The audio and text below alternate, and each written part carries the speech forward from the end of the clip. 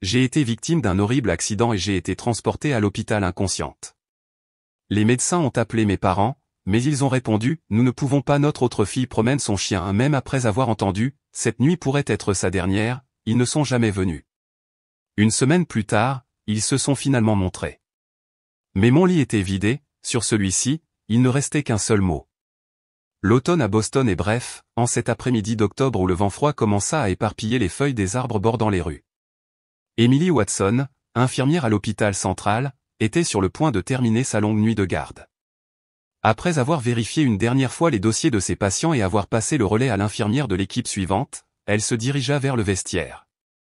Encore une dure journée, Emily, dit Jennifer, une infirmière en chef. Des projets pour le week-end? Passer du temps en famille. Emily sourit et secoua la tête. Non, ma mère et ma sœur vont faire du shopping à New York demain. Je serai à la maison, à lutter contre une montagne de linge. Tu sembles toujours assumer toutes les tâches ménagères, dit Jennifer avec des yeux compatissants. Tu ne prends jamais de temps pour toi. Ça va, je suis habituée, haussa Emily les épaules. Elle ne le dit pas à voix haute, mais prendre soin de sa famille était devenu son habitude. Dans la famille Watson, il était entendu qu'Emily s'occuperait de la plupart des corvées. Emily quitta l'hôpital et retourna dans son appartement solitaire. Son appartement était modeste, mais propre. Le réfrigérateur était orné de nombreuses cartes postales de son père, maintenues par des aimants, Londres, Paris, Rome, et les noms de villes marquant ses voyages de travail. Thomas Watson était un cadre dans une grande entreprise de commerce et voyageait souvent à l'étranger. Il avait une personnalité calme et rationnelle, mais il avait toujours considéré Emily comme spéciale. Quand Emily décida de devenir infirmière, il fut le seul à soutenir la décision de sa fille. Le téléphone sonna et Emily se précipita pour répondre. C'était sa mère, Martha. Emily, te souviens-tu du dîner de demain? L'ami designer de Kate vient, alors rentre avant 18h. Oui, je me souviens. Avez-vous fini vos courses? Oh, eh bien, dit Martha maladroitement, Kate et moi avons décidé d'aller faire du shopping à New York demain après-midi. Nous serons de retour le soir, mais pourrais-tu t'occuper des courses et de la préparation du dîner? Emily réprima un soupir. D'accord, j'ai pris congé, donc ça va. Merci. Comme toujours, Emily, tu es toujours aussi serviable, dit Martha. Puisque tu es infirmière et indépendante, ces choses ne te posent aucun problème. Kate est encore en train de faire ses preuves dans sa carrière, il est donc important pour elle de faire du réseautage. Après avoir raccroché, Emily s'effondra sur le canapé. Sa sœur Kate travaillait comme designer d'intérieur indépendante. Talentueuse, charmante et sociable, Kate était la préférée de ses parents. Sa mère, en particulier, montrait un grand intérêt pour la réussite sociale de sa fille. Le téléphone portable d'Emily sonna. En regardant l'écran, elle vit que c'était un appel vidéo de son père. « Emily, comment vas-tu » Le visage de Thomas apparut à l'écran. Il semblait appeler depuis une chambre d'hôtel. « Je vais bien, papa. »« Où es-tu en ce moment ?»« Paris. »« Je dois prendre l'avion pour Bruxelles demain. » Thomas afficha une expression fatiguée, mais sourit. « Un nouveau projet a commencé. Il semble que je vais faire un long voyage en Europe. »« Combien de temps ?» demanda Emily, inquiète. « Environ 3 mois, je dirais, dit Thomas avec des excuses. « Je suis désolé, je ne pourrai pas revenir pour ton anniversaire. »« Ne t'inquiète pas. Est-ce que le travail est difficile ? » ?»« Oui, mais je t'appellerai certainement. » L'expression de Thomas devint sérieuse. « Emily, contacte-moi immédiatement si quelque chose arrive, à tout moment, ça me va. » « Je comprends, sourit Emily. La gentillesse de son père réchauffa son cœur. « Et, s'il te plaît, prends soin de Martha et de Kate aussi. »« Elle serait perdue sans toi, dit Thomas en plaisantant, mais il y avait de la vérité dans ses paroles. »« Bien sûr, comme toujours, répondit Emily légèrement. La semaine suivante, Thomas partit pour l'Europe. Emily reprit sa routine bien remplie, alternant les quarts de nuit et de jour. À la maison, les travaux ménagers pour sa mère et sa sœur l'attendaient toujours. Sa présence était considérée comme acquise et ses efforts rarement reconnus. Puis vint le jour fatidique. Par une froide soirée pluvieuse du début novembre, Emily quittait l'hôpital après avoir terminé sa garde de nuit. Alors qu'elle traversait une intersection avec son corps épuisé, un gros camion qui aurait dû s'arrêter au feu rouge dérapa vers elle. L'impact fut immédiat, et l'obscurité suivit. La conscience d'Emily revint par intermittence. Elle avait l'impression d'être sous l'eau. Des gens s'affairaient autour d'elle, et des voix se faisaient entendre au loin. La salle d'urgence de l'hôpital central était tendue. Le personnel médical travaillait en équipe pour sauver la vie de leur collègue, Emily Watson. C'est Watson. Elle était en chemin vers chez elle après la garde de nuit, s'exclama le docteur Martin, chef du service des urgences, en la reconnaissant. Contactez sa famille. À partir du dossier personnel d'Emily, le numéro de téléphone de sa mère, Martha, fut trouvé comme contact d'urgence. Une jeune infirmière composa le numéro d'une main tremblante. Dehors, il faisait encore sombre avant l'aube. « Allô, Madame Watson ? Ici le service des urgences de l'hôpital central. Votre fille, Emily, a été victime d'un accident de la circulation. » À l'autre bout du fil, Martha répondit d'une voix endormie. « Emily ? Que s'est-il passé ? Elle est dans un état critique. Pourriez-vous venir à l'hôpital immédiatement ? » Après un moment de silence, une réponse inattendue revint. « Je suis en train de promener le chien de ma sœur en ce moment, donc je ne peux pas. Peut-être que je pourrai venir dans l'après-midi. » La jeune infirmière écouta avec incrédulité et demanda à nouveau, « Madame, votre fille est dans un état très grave, elle a de multiples traumatismes et saigne, pourriez-vous venir immédiatement ? » « Je vous ai dit que je ne peux pas pour le moment. » La voix de Martha contenait de l'irritation. Le caniche de Kate a un emploi du temps strict. De plus, Kate et moi avons prévu d'aller à New York cet après-midi. L'appel se termina. La jeune infirmière était stupéfaite. Elle rapporta la situation au docteur Martin. Le médecin fronça les sourcils, mais soigner la patiente était la priorité. Essayons d'appeler à nouveau plus tard. Pour l'instant, concentrons-nous sur le sauvetage de sa vie.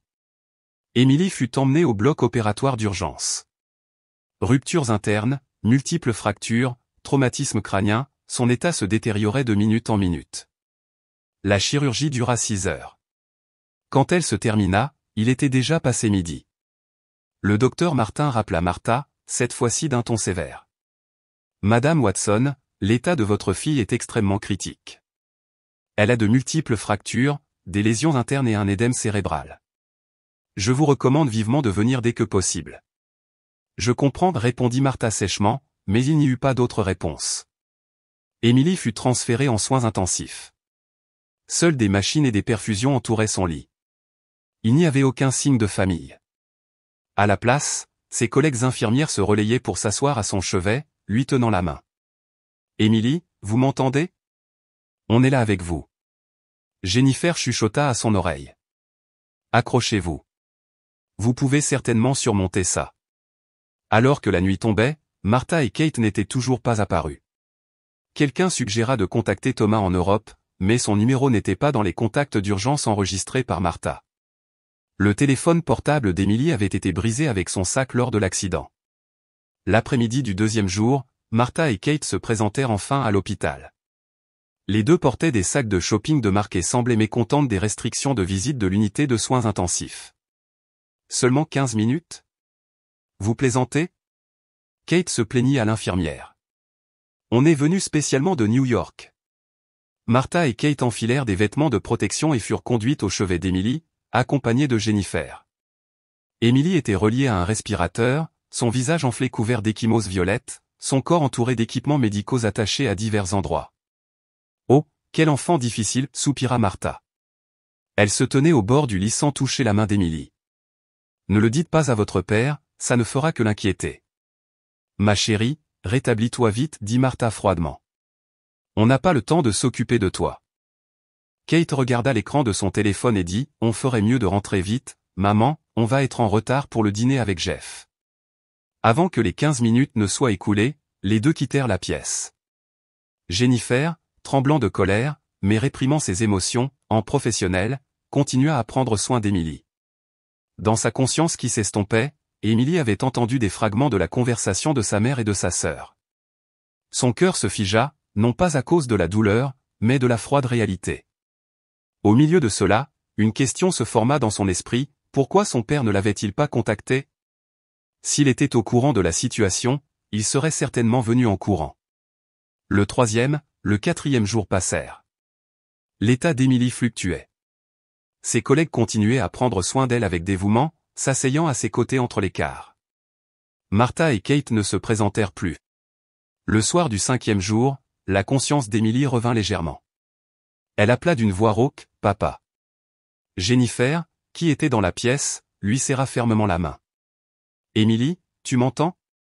Bouge ton doigt. » Émilie bougea légèrement son doigt. Cela suffit à faire pleurer Jennifer. « Dieu merci, Dieu merci. » Jennifer lui embrassa doucement le front. « On essaie de contacter ton père, mais il est à l'étranger. » Émilie ferma à nouveau les yeux. Cependant, son cerveau retrouvait progressivement ses fonctions. Elle essaya de comprendre la situation à partir des conversations fragmentaires qu'elle entendait. Pourquoi n'y avait-il pas de contact de son père? Pourquoi sa mère et sa sœur ne l'avaient-elles pas informé? Le septième jour, l'état d'Émilie commença miraculeusement à se stabiliser. Elle pouvait respirer sans le respirateur pendant de courtes périodes, et sa conscience devint plus claire. Les médecins furent étonnés de sa résilience. Les infirmières sont coriaces, dit le docteur Martin, ravi de sa guérison. Votre rétablissement est un miracle médical.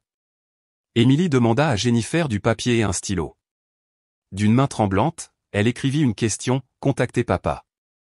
Jennifer afficha une expression troublée. Votre mère a dit de ne pas le dire à votre père, mais bien sûr, on doit le contacter. Avez-vous ses coordonnées? Émilie hocha faiblement la tête et essaya d'écrire un numéro sur une autre feuille de papier. Cependant, son corps était encore faible et le stylo lui échappa. À la place, elle écrivit « L'entreprise de papa ». Jennifer hocha la tête, comprenant. Je vois. Thomas Watson, directeur de la succursale européenne de Global Trading Company, je vais essayer de le trouver. Émilie serra la main de Jennifer, lui exprimant sa gratitude. Dans son esprit, les paroles de sa mère, ne le dites pas à votre père, revenaient sans cesse. Pourquoi sa mère ne voulait-elle pas informer son père? Il devait y avoir une raison cachée. Et Émilie prit une décision. Elle avait le droit de savoir, et son père avait le droit de connaître la vérité. Tout en forçant son corps faible, elle commença à élaborer un plan. Le matin du 8e jour après l'accident, le ciel de Boston était couvert de plomb et de nuages. Un SUV de luxe glissa dans le parking de l'hôpital central, et Martha et Kate en sortirent. Les deux se dirigèrent vers l'entrée de l'hôpital, affichant la fatigue de la soirée précédente sur leur visage. On va en finir vite, dit Martha. On doit arriver à notre rendez-vous au spa cet après-midi. Pourquoi Émilie cause-t-elle toujours des problèmes? Kate soupira. Papa revient après-demain, et on est dans cette situation. Le visage de Martha se tendit. Je n'ai pas parlé à votre père de l'accident. Je lui ai dit qu'elle était au lit depuis quelques jours avec un simple rhume, mais, et si papa essaie d'appeler Émilie directement? Le téléphone portable d'Émilie a été détruit dans l'accident. De plus, papa pense qu'Émilie est occupée par les gardes de nuit, donc il ne trouvera pas étrange de ne pas pouvoir la joindre, répondit Martha. De toute façon, aujourd'hui, on va lui dire que papa s'inquiète pour vous, et on part vite. Les deux s'approchèrent d'une infirmière à l'entrée des soins intensifs. Nous sommes là pour rendre visite à Emily Watson. L'infirmière vérifia le dossier et afficha une expression légèrement confuse. Madame Watson, par ici, s'il vous plaît. Martha et Kate suivirent l'infirmière, sans rien soupçonner. L'atmosphère solennelle des soins intensifs les enveloppa. Dans d'autres chambres, les membres de la famille priaient, encourageaient et parfois pleuraient au chevet des patients. Cependant, aucune de ces émotions n'était visible sur leur visage. L'infirmière s'arrêta devant un lit près de la fenêtre. Lorsque le rideau fut ouvert, Martha halta à la vue. Le lit était vide, les draps étaient soigneusement faits, et les 4 perfusions et le moniteur cardiaque avaient été enlevés. Émilie était introuvable. A-t-elle été transférée quelque part, demanda Martha à l'infirmière, sa voix contenant plus de mécontentement que de surprise. L'infirmière répondit calmement, non, elle est sortie. Sortie, s'exclama Kate. Mais elle était dans un état critique. Le rétablissement de Madame Watson a été remarquable, expliqua l'infirmière.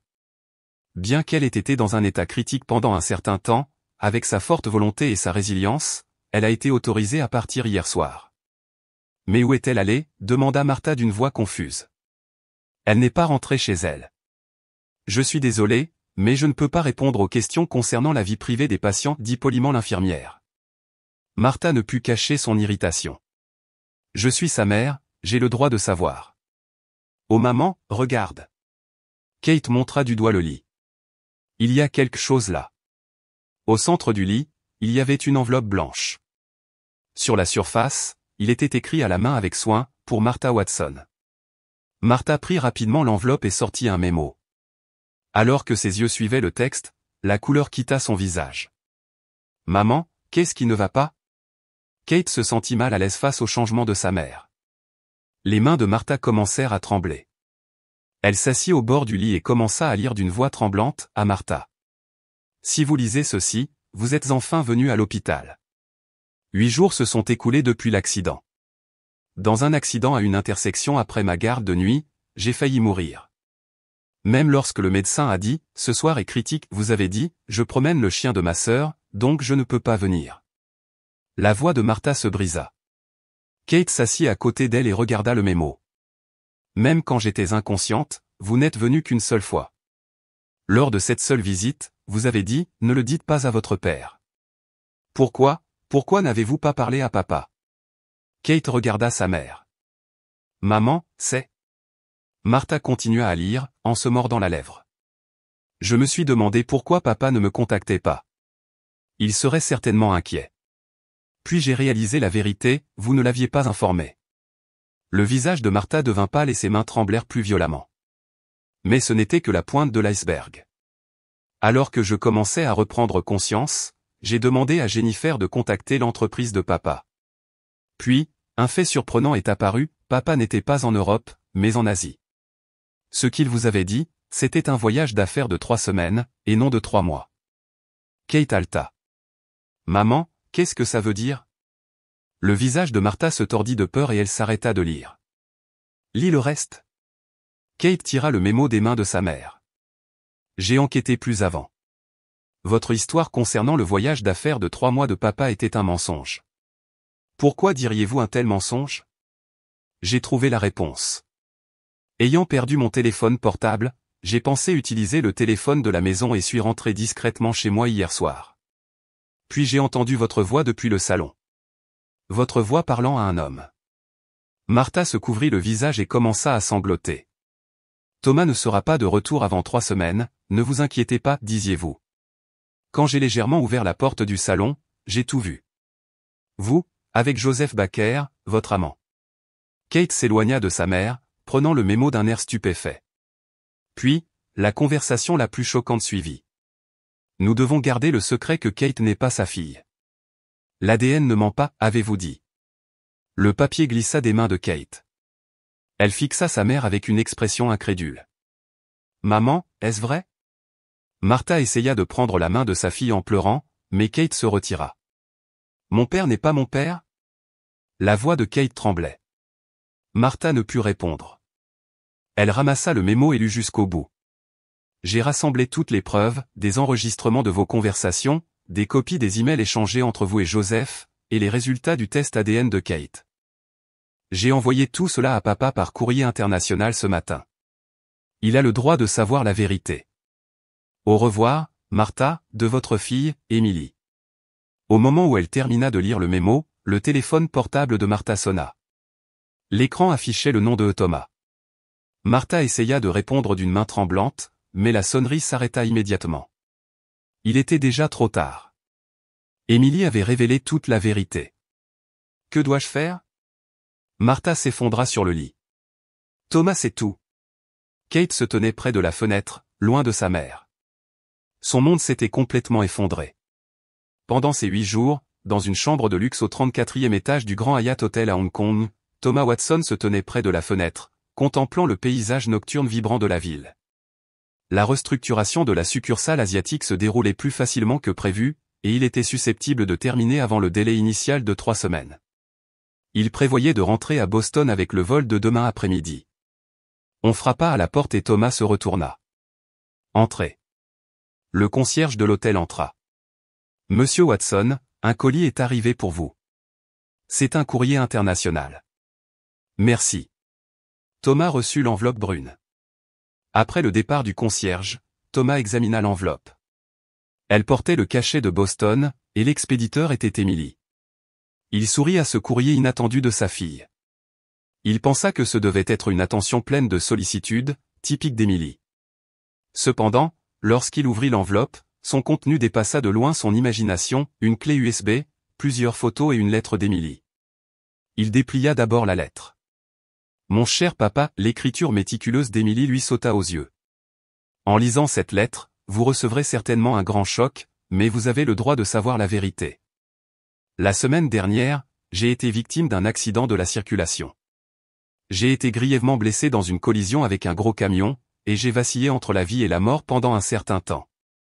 La couleur quitta le visage de Thomas. Il s'assit dans une chaise. Maman ne vous a pas informé de mon accident, et vous a apparemment dit qu'Emily était au lit avec un rhume. Même lorsque le médecin a dit, ce soir est critique, maman n'est pas venue à l'hôpital. Les mains de Thomas se mirent à trembler. Le contenu était incroyable. Lorsque j'ai repris conscience, je me suis demandé pourquoi vous ne m'aviez pas contacté. Après enquête, j'ai appris que maman vous avait parlé d'un voyage d'affaires de 3 mois. Pourquoi dirait-elle un tel mensonge? Et par hasard, j'ai appris la vérité. Thomas continua à lire la lettre. La découverte accidentelle par Emily de l'infidélité de sa mère à la maison, la conversation concernant le père biologique de Kate. C'était un contenu qui renversait fondamentalement les fondements de sa vie conjugale. Les preuves se trouvent dans la clé USB, des enregistrements des conversations de maman et de Joseph Baker, leurs échanges de mai, et les résultats du test ADN de Kate. Thomas inséra la clé USB dans son ordinateur portable. Comme Emily l'avait dit, les preuves étaient soigneusement stockées. Dans les conversations enregistrées, Martha et Joseph parlaient intimement, planifiant leur rendez-vous pendant l'absence de Thomas. L'historique des emails documentait leur relation, s'étendant sur plus de 20 ans. Finalement, il ouvrit le PDF du rapport du test ADN. Parmi la terminologie scientifique, les mots aux probabilités de paternité de 0% lui sautèrent aux yeux. Thomas retourna à la fenêtre et contempla la vue nocturne. Cependant, ce que ses yeux voyaient n'était pas l'éclat de Hong Kong, mais le spectacle de 28 ans de vie conjugale s'effondrant. Emily, murmura-t-il, le nom de sa fille. Le nom de sa seule vraie fille. Aéroport international Logan de Boston. Thomas sortit du terminal avec une expression fatiguée. Le vol de 20 heures avait épuisé non seulement ses forces physiques, mais aussi sa force mentale. Cependant, ce qui dominait son cœur n'était pas la fatigue, mais la colère et la détermination. Il est là un taxi. Il se rendit d'abord à l'hôpital central. Cependant, à la réception, on lui dit que sa fille était déjà sortie. Sortie, mais n'était-elle pas grièvement blessée? Thomas était confus. Le rétablissement de Madame Watson a été remarquable, expliqua l'infirmière. Sa collègue Jennifer Foster a dit qu'elle prendrait soin d'elle à la maison, et le médecin a donné son autorisation. Thomas poussa un soupir de soulagement. Au moins, sa fille était en sécurité. Il demanda les coordonnées de Jennifer, décidant de lui rendre visite plus tard. Ensuite, il prit un taxi pour se rendre à sa maison. Alors que la voiture entrait dans la rue calme du quartier résidentiel UP, il sentit son rythme cardiaque s'accélérer. La maison dans laquelle il avait vécu pendant plus de 20 ans lui semblait maintenant un endroit inconnu. Ouvrant la porte d'entrée, il entra discrètement dans la maison. Il pouvait entendre des sons provenant du salon. Martha et Kate semblaient s'affairer à quelque chose. Thomas, s'exclama Martha avec surprise en le voyant. Tu n'étais pas censé revenir avant demain. Le travail s'est terminé plus tôt, dit Thomas froidement. Ses yeux remarquèrent les valises et les cartons éparpillés dans le salon. Vous vous préparez à déménager. Le visage de Martha se crispa.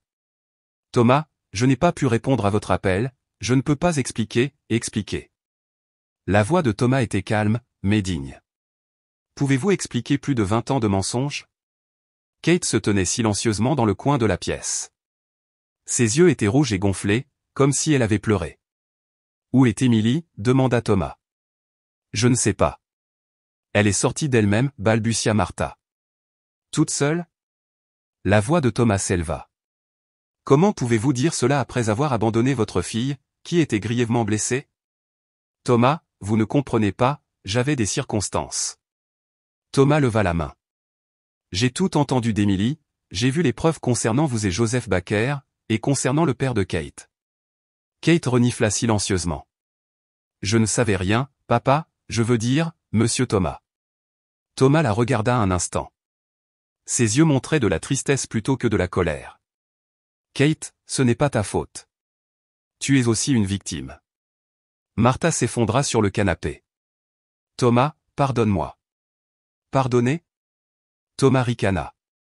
Après m'avoir trompé pendant plus de 20 ans, après m'avoir fait élever Kate, sachant qu'elle n'était pas mon enfant, et le pire, c'est que lorsqu'Emily, ma seule vraie fille, a failli mourir d'un accident, vous l'avez abandonnée?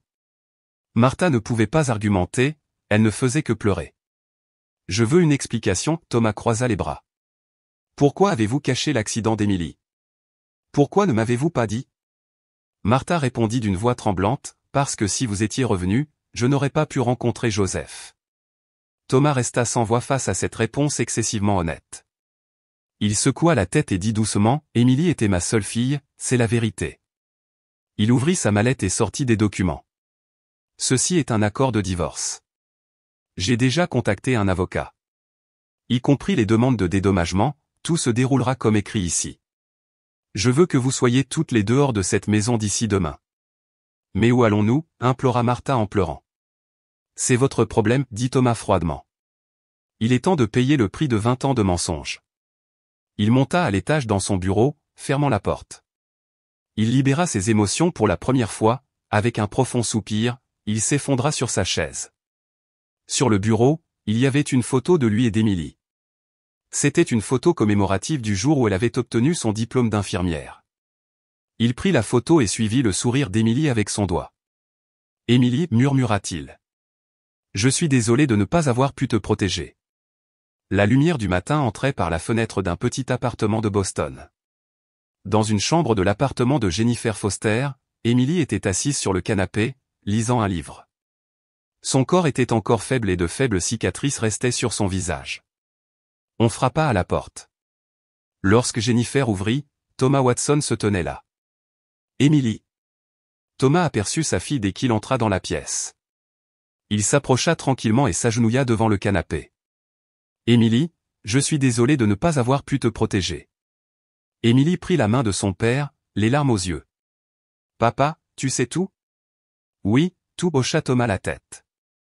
J'ai vu ta lettre et les preuves, les mensonges de cette famille et que personne n'était à tes côtés alors que tu souffrais de l'accident. Mes collègues étaient là pour moi, sourit Emily. Comme une vraie famille. Un mois plus tard, Emily et son père emménagèrent dans un nouvel appartement. Thomas avait quitté l'entreprise pour laquelle il avait travaillé pendant de nombreuses années et avait été muté dans une autre entreprise à Boston. Il avait choisi de travailler près de sa fille. « Comment est la position de cette étagère » demanda Thomas en montant une étagère sur le mur du nouveau salon. « Parfait, papa. » Emily sourit. Son état s'améliorait de jour en jour. À l'heure du dîner, les collègues d'Emily commencèrent à rendre visite fréquemment. Ils accueillirent chaleureusement Emily et son père, nouant des liens comme une nouvelle famille. « Vous avez sauvé ma fille » remercia Thomas Jennifer et les autres lors d'un dîner. « Vous nous avez appris ce qu'est une vraie famille. » Les conséquences pour Martha et Kate furent telles qu'elles l'avaient imaginé. Lorsque Joseph, l'amant de Martha, fut découvert par sa femme, il abandonna Martha et disparut. Financièrement étranglée, Martha commença à gagner sa vie en travaillant à temps partiel dans une boutique haut de gamme. Kate, avec le rapport du test ADN à la main, essaya de trouver son père biologique. Cependant, Joseph refusa de la reconnaître, la rejetant froidement avec « n'évoquez pas les erreurs du passé ». La mère et la fille s'éloignèrent les jours s'emplissant de reproches mutuels. La nuit de Noël, le nouvel appartement d'Emily était enveloppé d'une lumière chaleureuse. Thomas et sa fille, ainsi que ses collègues de l'hôpital, étaient assis autour de la table, profitant de la conversation avec des sourires. Une lettre arriva dans la boîte aux lettres. L'expéditeur était Martha. « Vous n'allez pas l'ouvrir » demanda Thomas. Emily secoua la tête et jeta la lettre non ouverte à la poubelle. Le passé est terminé. Nous avons un nouvel avenir. Jennifer leva son verre. À la vraie famille, à la vraie famille. Tout le monde trinqua. Emily leva les yeux vers le ciel étoilé à l'extérieur de la fenêtre. Sa vengeance était complète. Elle ne laisserait plus la haine consumer son cœur. Tout ce qui restait, c'était l'espoir d'un nouveau départ. La famille, ce n'est pas que des liens de sang, dit doucement Emily. C'est le cœur qui se soucie l'un de l'autre, qui crée une vraie famille. Thomas enlaça l'épaule de sa fille et hocha la tête. Leur nouvelle histoire commencerait ici.